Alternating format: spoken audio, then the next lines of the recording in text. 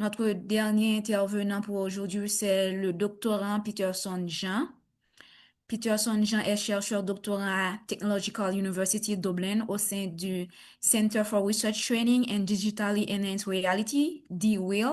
Ses travaux se situent à l'intersection de l'interaction homme-machine, de la santé numérique et de l'accessibilité avec un intérêt marqué pour les technologies d'assistance et les systèmes de soins qui favorisent l'autonomie des personnes âgées.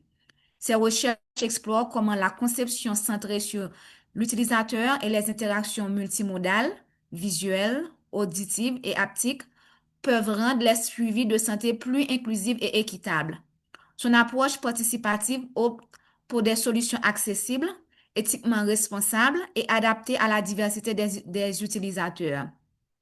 Originaire d'Haïti, Peterson est titulaire d'une maîtrise en informatique avancée de la Swansea University.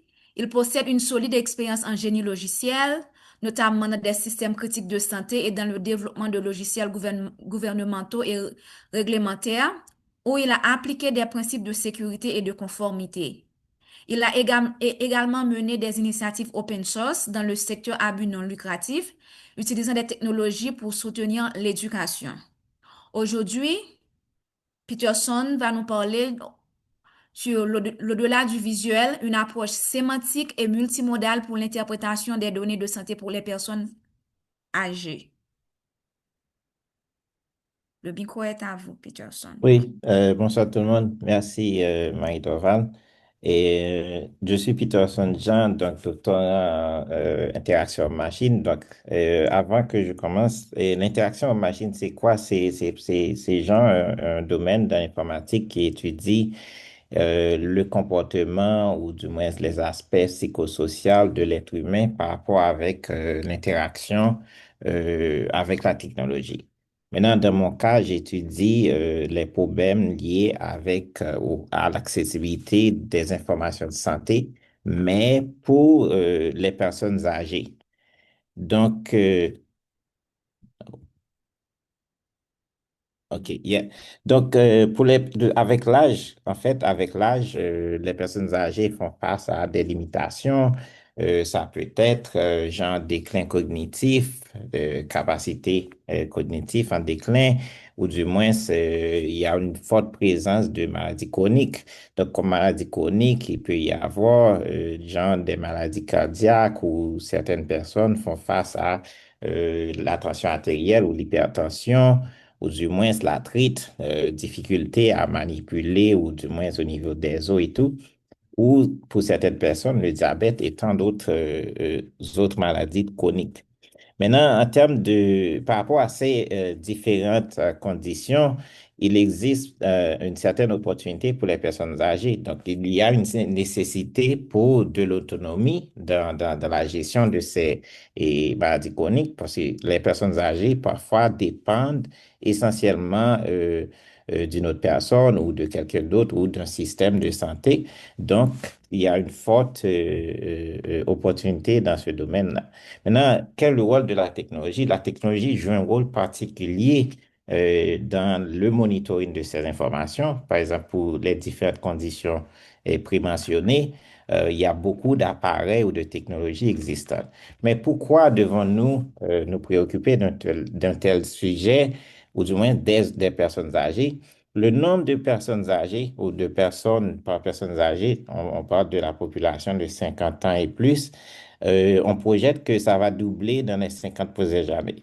Donc, selon les statistiques de l'OMS ou PAO, et en Haïti, déjà en Haïti, en 2015, on avait observé une augmentation, ou du moins 24,5% de notre population qui faisait face à de l'hypertension artérielle. Donc, juste en 2015, maintenant, cette statistique a longtemps augmenté. Par exemple, on a l'insécurité, on a toutes les conséquences de ces dernières années. Donc, cette statistique a longtemps pu être augmentée. Et entre autres, face à ces différents défis, il y a d'autres défis qui s'ajoutent. On a la fracture numérique. On vit dans un monde, dans un pays comme Haïti, où il y a une fracture numérique qui est assez difficile en quelque sorte. Par exemple, et Ça varie beaucoup d'une ville à l'autre, du niveau de la personne et tout, et aussi l'accessibilité en soi. Donc, comment est-ce qu'on accède l'information et comment est-ce que les systèmes d'information ou les systèmes disponibles sont conçus pour l'accessibilité.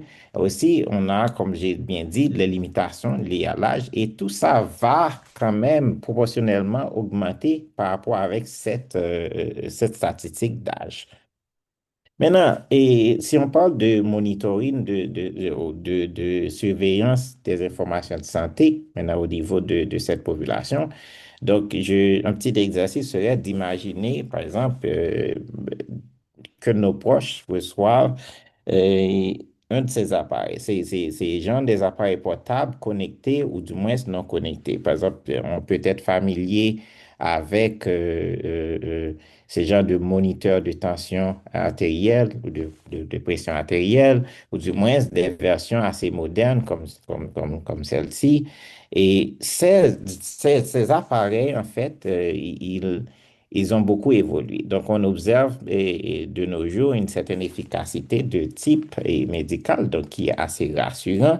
Mais cela renforce quoi? Cela renforce une approche plus individualisée des soins de santé. Et pour me référer à la présentation précédente, donc, quand on parle de politique de santé publique, maintenant, il faut aussi penser avec cette approche individualisée des soins de santé parce que ça soulage en fait le système de santé public. Donc, ces appareils, lorsqu'ils collectent ces informations, ils génèrent ou collectent des chiffres, des mesures. Maintenant, ces mesures en eux-mêmes, euh, en elles-mêmes n'ont pas de sens. Maintenant, il faut donner du sens. Comment est-ce qu'on génère, ou du moins, comment est-ce qu'on peut extraire le sens associé à ces informations? Donc, souvent, il y a tout un processus associé. Donc, on a ce qu'on appelle et des références, on a des traitements qu'on fait de cette information. On a aussi la façon dont cette information est visualisée ou du moins est accédée. Par exemple, dans nos cas, ces informations sont souvent accédées lors de la collecte à travers ces appareils, sont accédées de nos jours via des smartphones, des applis qui parfois ne sont pas du tout accessibles. Accessibles si on considère la population haïtienne. Déjà, on a une fracture numérique. Donc, beaucoup de gens n'ont pas accès à un smartphone ou s'ils ont accès à un smartphone, ne savent pas comment bien utiliser une application autre que WhatsApp ou faire des appels ou envoyer des textos. Maintenant, la façon dont ces informations de santé sont présentées sont souvent sous forme de graphes ou de graphiques, de textes ou parfois des genres narratifs, un récit visuel. Et c'est plutôt unimodal, dans le sens que on se réfère souvent et principalement à notre vue. Donc, c'est une interface à laquelle on peut que visionner l'information. Donc, c'est pour ça qu'on dit unimodal. Une seule modalité, la vue. Et souvent, cette information est assez complexe parce qu'il n'y a pas que l'origine de l'information, il y a différentes sources et aussi comment décider quand est-ce qu'il faut afficher moins, quand est-ce qu'il faut en rajouter, ou du moins quand est-ce qu'on a un problème en termes d'ajout d'information ou pas. Est-ce que l'information ajoutée euh, aurait la compréhension escomptée pour la personne ou l'utilisateur en question? Dans notre cas, on parle de personnes âgées. Maintenant, pour faire ou repérer ou du moins extraire un certain sens de cette information, souvent, par exemple, quand on mesure la pression artérielle, ça varie d'une personne à l'autre. Maintenant, on se référera à une charte sémantique comme celle-ci. Donc, c'est comme un petit tableau qui nous donne un certain genre des intervalles à laquelle la pression artérielle varie pour cette personne-là et on a d'autres informations et par sémantique, je parle de sens, d'autres informations permettant à la personne d'extraire une certaine compréhension ou du moins qui supporte en quelque sorte la décision que fera la personne. Donc ici, on a genre des couleurs ajoutées et tout. Maintenant, si on parle de sémantique, si on parle de sémantique, maintenant, le problème avec la sémantique ici, c'est un terme assez complexe. Donc, on parle de compréhension et tout. Maintenant, je voudrais quand même prendre du temps afin d'expliquer ce qu'on parle en termes de sémantique, de multimodalité. Un exemple très simple. Nous sommes d'Haïti. Maintenant, comment choisir, par exemple, une autre coco qui est assez fraîche? Donc, par exemple, une personne, basée de notre expérience, on se référera par exemple à la couleur. Donc, si je devais demander à chacune de nous ici présente, donc on aurait euh, à choisir euh, celle de gauche quand même. C'est, c'est, c'est, c'est plus fraîche. Maintenant, comme être humain, donc notre compréhension, c'est basé visuellement, comme une personne visuelle, c'est basé sur, en fait, c'est basé sur la couleur qui est genre le symbole ou la référence en question, dans ce cas, pouvant aider notre compréhension. Maintenant, si on parle maintenant de notre cas pour le même objet ou le même contexte, maintenant, disons qu'on veut faire genre une tablette de noix de coco. Maintenant, ici, l'information qu'on a pu avoir comme référence initiale n'est pas suffisante. Par exemple, la couleur dans ce cas n'est pas suffisante parce que je ne peux pas décider dans ce cas que sans pouvoir regarder à l'intérieur de la noix de coco que cette noix de coco est assez sèche pour pouvoir décider que c'est la meilleure décision. Maintenant, on voit dans ce cas que le sens visuel n'est pas toutefois suffisant, n'est pas toujours suffisant. Maintenant, dans ce cas, je me ferai à lui en termes de est-ce que ça contient du liquide, etc. Et parfois, si c'est encore même pas suffisant, le poids de ça. Donc, c'est juste pour ajouter un peu de contexte pour prouver que notre compréhension du sens, on ne se rend pas compte que chaque jour, on fait des millions de décisions. C'est basé sur notre expérience antérieure ou du moins sur c'est comme on disait avant, l'apprentissage et tout. Maintenant, comment passer de cette compréhension naturelle à une simulation technologique? Parce qu'on parle de le monde technologique, si on veut que la personne en question puisse pouvoir interpréter cette information de santé, il faut savoir comment transférer ou du moins comment euh, présenter cette information pour qu'elle soit comprise correctement. Maintenant, ça n'a pas toujours été, ça a été une transition. Donc, si on parle de l'âge de la pierre, on a toujours eu, par exemple, les peintures sur les caves. Donc, c'est une forme de sémantique de sauvegarde d'information. Donc, cette information présentée graphiquement contenait, en quelque sorte, le sens escompté pour les hommes de cave. Maintenant, un autre exemple, genre les livres, donc c'est genre manuscrit, donc ça a évolué. Maintenant, on sauvegarde des informations. Maintenant, il y en a une structure, il y en a dans le livre des chapitres et tout ça donne le sens. Et maintenant, vers quelque chose de plus moderne, maintenant, on a les différents appareils technologiques, téléphones, smartwatches et tout. Tout ça peuvent aider de façon visuelle à avoir accès à des informations et comprendre des informations. Maintenant, le problème reste toutefois au niveau de l'accessibilité de ça. Par contre, si une personne, disons dans notre cas, une personne âgée, ne sait pas comment manipuler un de ces appareils, ou du moins sa personne sait comment manipuler l'appareil, mais toutefois a de l'arthrite, donc ne peut pas toucher les boutons ou manipuler l'écran tactile et tout. Donc, c'est un niveau. Maintenant, quelles autres opportunités qu'on a en termes de compréhension? Donc, on a d'autres modalités, comme on a bien vu, et comme lui, qui est peu exploité. Par exemple, dans le contexte haïtien, euh, cette compréhension peut prendre différentes formes. Par exemple, c'est la même chose ici. Un coq qui chante, coq chanté, Et c'est comme une alarme, c'est la même chose qu'une alarme. C'est juste une forme différente de cette information qui est présentée. Donc, la forme peut changer, mais c'est le même sens qui est présenté. Maintenant, cette techniques ne sont pas nouvelles. Euh, Ces techniques sont plutôt exploitées au niveau de la recherche avancée, par exemple, et spécialement dans le domaine spatial ou astrophysique. La NASA, par exemple, utilise le son, une technique qu'on appelle sonification, qui est cette technique qui permet de convertir des données en son.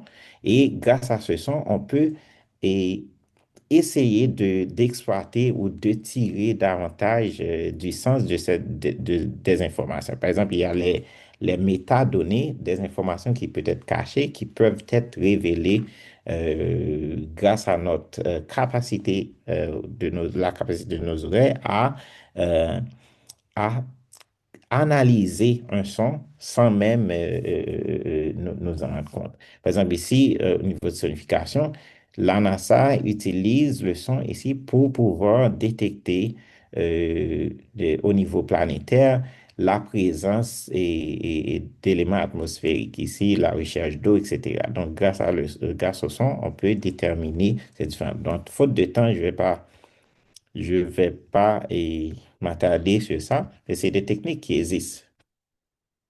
Maintenant, un autre aspect, c'est la modalité haptique, donc exploitant le sens du toucher.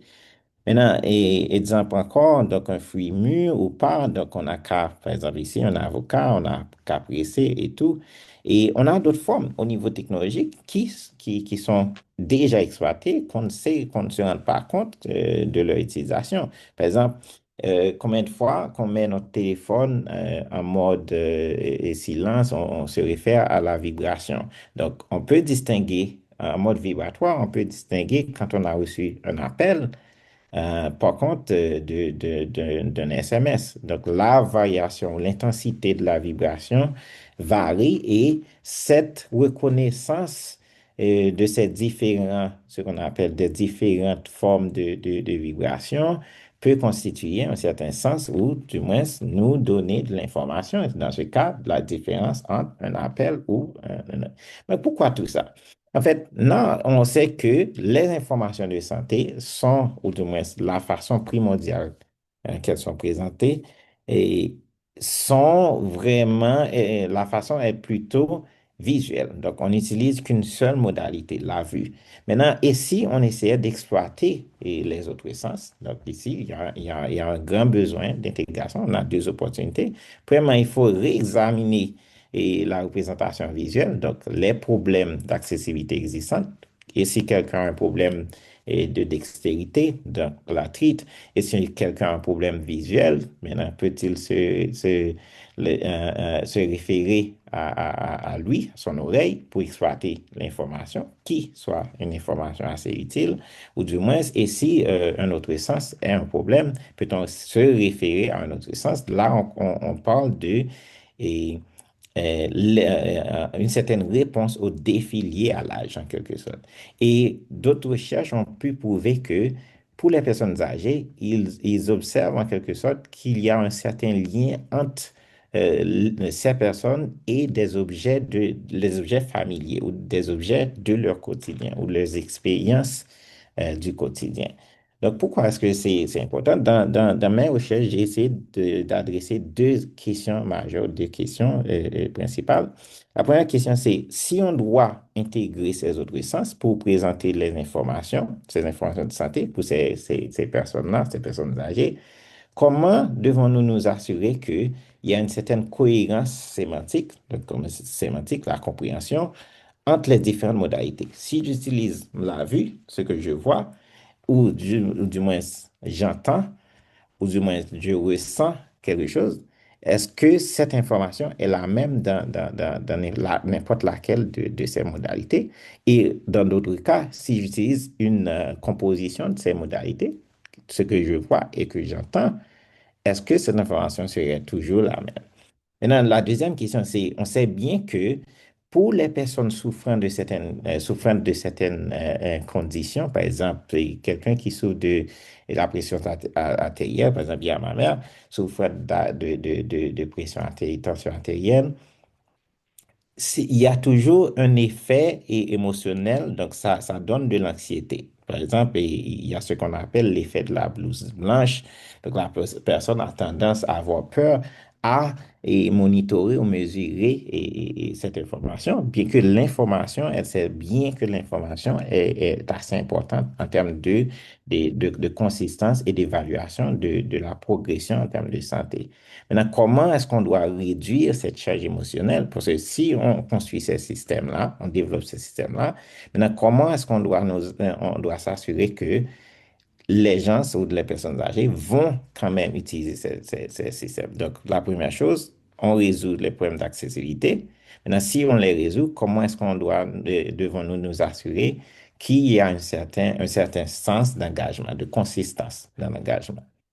Maintenant, j'ai utilisé dans mes recherches une approche participative, dans le sens que j'invite les différents, je dirais, experts et non experts. Dans ce cas, les experts sont les personnes qui développent ou du moins qui concevoir les guides de développement ou du moins conçoivent et les personnes qui conçoivent euh, les systèmes de représentation de données de santé ou du moins qui travaillent avec des personnes âgées. Maintenant, on a pu ensemble repérer 179 problèmes clés et dans la façon dont on présente les informations. Bien entendu, ces problèmes ont été observés dans le domaine visuel, puisque le domaine visuel, c'est le domaine standard ou le domaine conventionnel utilisé. Donc, quatre problèmes clés majeurs, je dirais, c'était question de couleur et contraste. Donc, quand une personne est âgée, la variation de couleur, on peut observer des problèmes de contraste. Donc, est-ce que le texte, l'écran est trop noir ou du moins est-ce que le texte est assez clair ou en termes de couleur pour que le texte soit lu? Et il y a aussi la clarté ou l'interprétation, il y a aussi la compréhension de façon générale, donc le langage utilisé, jargon, technique utilisée et tout, est-ce que ça empêche à la personne de comprendre? Il y a aussi la conception d'interaction, parce que si on parle de personnes âgées, on sait qu'il peut y avoir des problèmes de mobilité et aussi il peut y avoir des problèmes de littératie, donc fracture digitale. Donc, la personne ne sait pas comment utiliser la technologie. Comment s'assurer que, en quelque sorte, l'interaction, la façon dont la personne va interagir avec cette solution, ou du moins ce système, soit accessible, en quelque sorte. Maintenant, de notre côté, on a aussi questionné ou invité les personnes âgées à évaluer ces systèmes. Donc, on a repéré trois thèmes clés en termes d'observation. Il y a un grand manque d'informations contextualisées. Contextualisées dans le sens que l'expérience de la personne n'est pas considérée. Parce que ma mère qui utilise cette application, elle a une expérience assez différente par rapport avec d'autres antécédents qu'une personne qui, par exemple, évolue dans un pays du Nord, par exemple, et comment s'assurer que le système soit personnalisable, mais rajoute ou du moins augmente avec d'informations additionnelles. Et comme je disais avant, on a aussi, comme avaient repéré les autres chercheurs, on a aussi observé un problème de familiarité et de rappel. Donc, si j'utilise un système, est-ce que le système considère mon expérience antérieure, considère des objets ou des signes familiers, genre des icônes, des références familières? Et aussi, on a la défaillance de l'affordance. L'affordance, c'est la possibilité par exemple, quand je vois une tasse, maintenant, j'ai pas besoin d'avoir eu un cours comment pour utiliser une tasse. Donc, je peux essayer, de par mon expérience, avoir une certaine intuition dans la façon à utiliser cette tasse. Donc, c'est la même chose. Quand une personne utilise un système, est-ce que le système est construit d'une manière à ce qu'il soit en quelque sorte facile d'utilisation. Donc, on sait bien que sans aucune formation, la personne pourra utiliser ce système. Maintenant, tout cela, on a proposé une approche. Donc, notre approche, c'est ce qu'on appelle un miroir sémantique. Miroir sémantique dans le sens que pour s'assurer que dans toutes les modalités, visuelles, auditives et aussi tactile, que la consistance de l'information soit la même. Nous avons divisé chaque modalité ou l'implémentation de cette interface ou de la façon dont on présente l'information en trois couches. Donc, il y a la couche de surface, donc les éléments comme, par exemple, la couleur, contraste ou dans le monde auditif, on pourrait parler de le volume du son, par exemple, qui sont des paramètres modifiables. Et il y a aussi la couche interprétive. Donc ici, on parle de tout ce qui peut rajouter du contexte à l'information. Par exemple, dans ce cas, dans une interface visuelle, l'accent sur le texte, que c'est la mesure de ce mois, c'est préciser le mois, ou c'est la moyenne par rapport à, ou c'est votre mesure d'aujourd'hui, etc. C'est des petites informations assez banales, mais qui peuvent rajouter du sens. Et on a une touche d'action, la couche d'action. La couche d'action répond à cette nécessité ou ce besoin d'interaction accessible, en quelque sorte. Donc, est-ce que la personne ait une possibilité de pouvoir manipuler ou exploiter davantage le système pour extraire d'autres informations qui peuvent être cachées ou pas nécessaires en ce moment même. Maintenant, on a implémenté le miroir sémantique dans deux prototypes.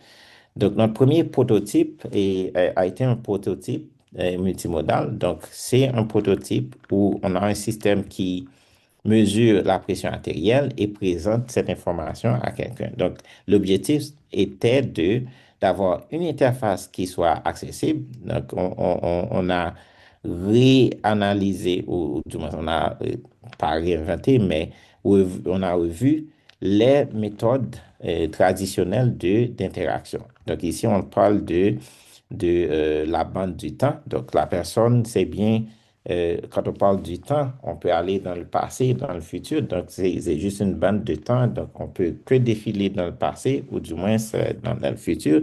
On, on, on, on essaie de rajouter de la familiarité en quelque sorte et aussi et le sens de rappel, comme on disait. Et aussi, on parle de différentes modalités. Donc, la personne a le choix par exemple, en termes d'accessibilité, de visionner l'information ou du moins d'entendre cette information donc via un médium auditif ou du moins avoir un mélange des deux quand même, par exemple. Et si on veut une expérience assez enrichie pour avoir pour consommer plus d'informations. Donc, on a aussi une version audiovisuelle.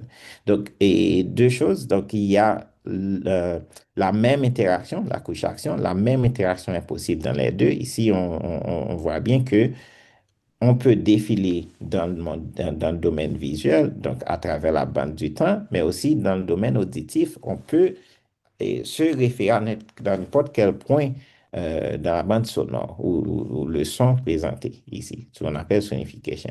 Mais très important, on parlait de consistance, comment nous avons essayé de vérifier la consistance ou ce qu'on appelle la synchronisation.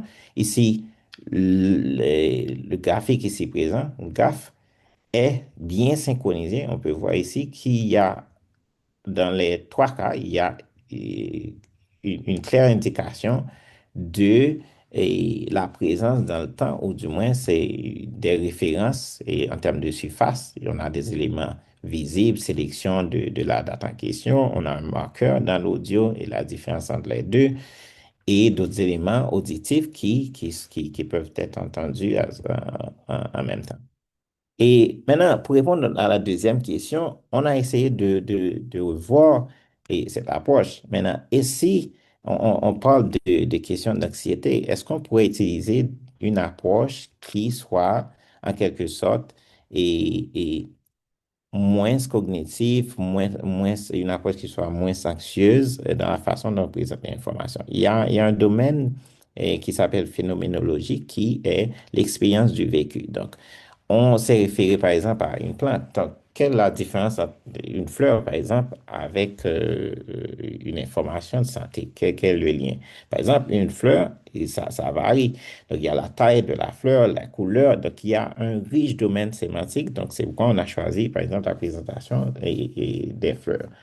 Et maintenant, on a essayé de faire quoi? La première chose qu'on a faite, c'est de représenter cette information. Par exemple, ici, on a la zone je dirais la zone de référence ou la zone de normale. Et plus que les fleurs soient éloignées, donc ça veut dire que vous avez une pression artérielle. Là, je parle de ce qu'on appelle un regard vu d'en haut de toute la bande de données, ce qu'on appelle le dataset de données.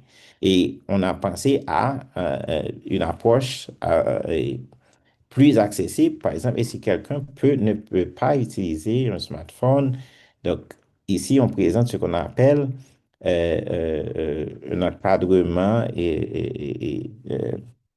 un encadrement dispositif qui peut afficher la même information et deux fois en termes de récurrence, deux fois par journée, présenter à la personne une vue qui soit, par exemple ici, dans ce cas comparatif de leur mesure de pression artérielle dans les matinées comparativement en soirée. Voilà. Donc, c'est un petit peu ça.